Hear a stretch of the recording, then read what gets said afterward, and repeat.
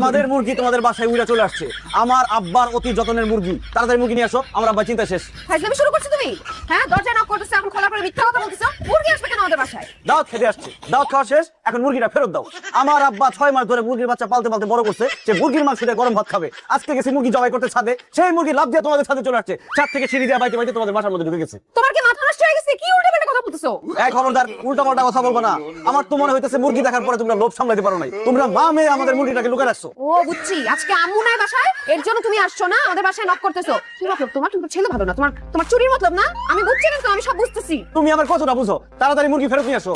আমি যদি মুরগি ফেরত না নিয়ে যাই তাহলে আমার আব্বা হার্ট অ্যাটাক করবে, মুরগির শোকে ছাদ থেকে লাফ দিয়ে পরে মরে যেতে পারে।